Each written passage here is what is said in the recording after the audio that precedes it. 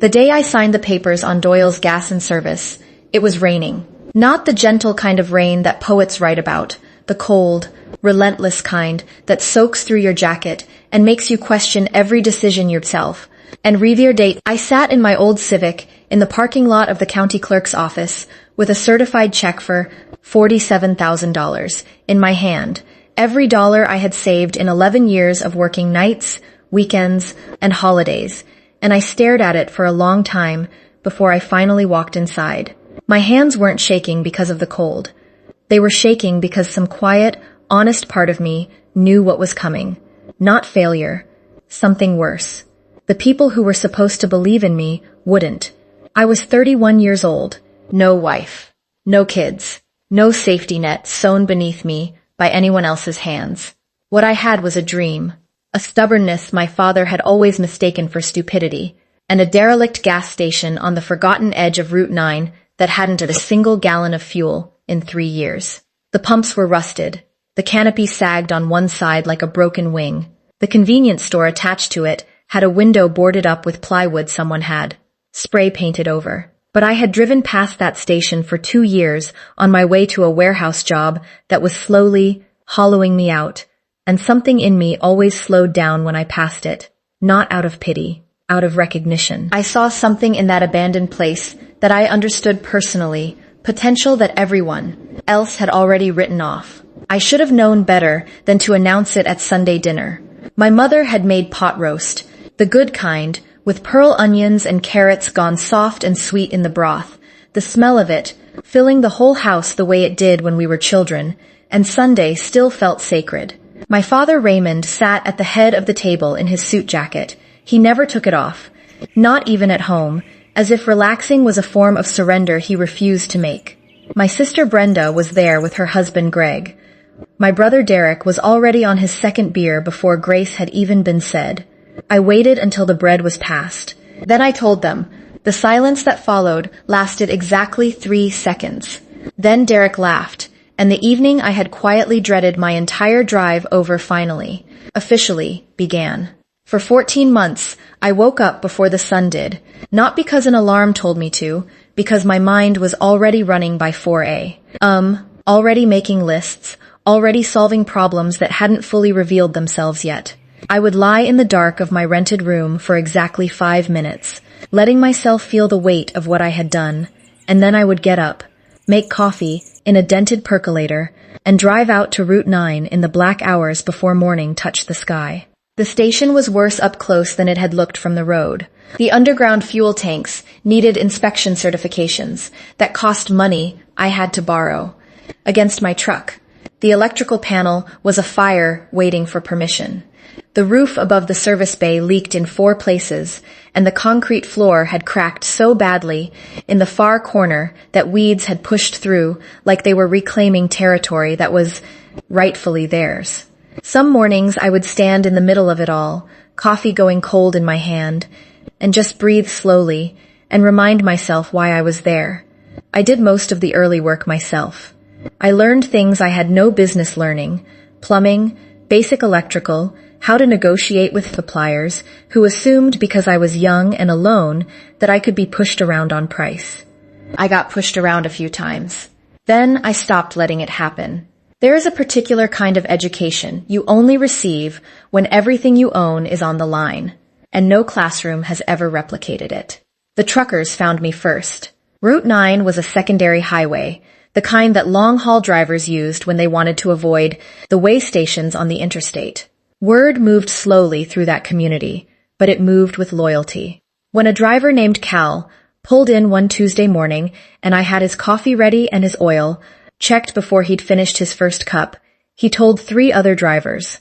Those 3 told more. By month 8, I had a small but steady pulse of revenue. Not comfortable, not safe, but alive. What nobody in my family saw, because none of them ever came, was the quiet discovery I made in month 10. While reviewing the original deed documents with a property attorney I could barely afford, I learned that the land title included something the previous owner had never thought to mention, never thought to value, and never thought anyone else would notice either. The mineral rights. Every inch of them. Still mine. I said nothing to anyone. I just kept waking up at 4 a.m.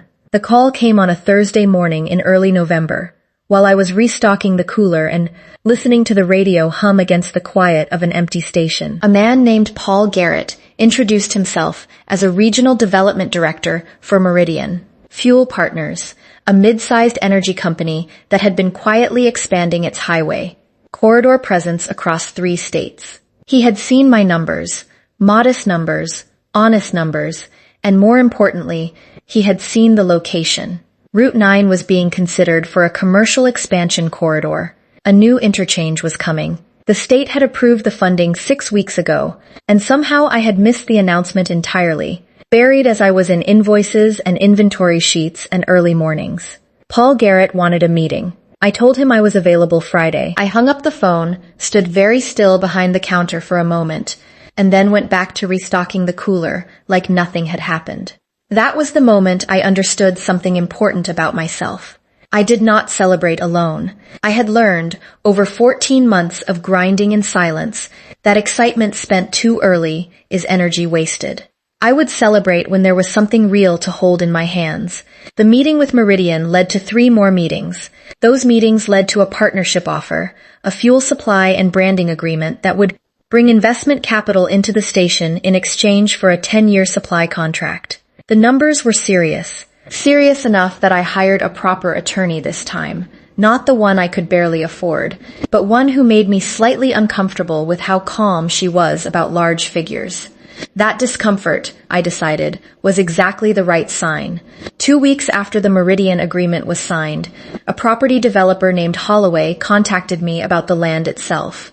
Word had spread, the way it always does, in circles where money moves, that the Route 9 corridor was becoming valuable. Holloway wanted to discuss a ground lease arrangement for a highway plaza development. When he mentioned the mineral rights in passing, almost casually, as if testing whether I knew what I had, I simply nodded and said my attorney would be in touch. I bought my house in December, paid in full, in cash, without telling a single member of my family. My mother found out through her neighbor, Mrs. de Patterson, who had seen the moving truck. My father called that same evening. His voice, for the first time in my memory, was careful. I let my father's call go to voicemail, not out of cruelty.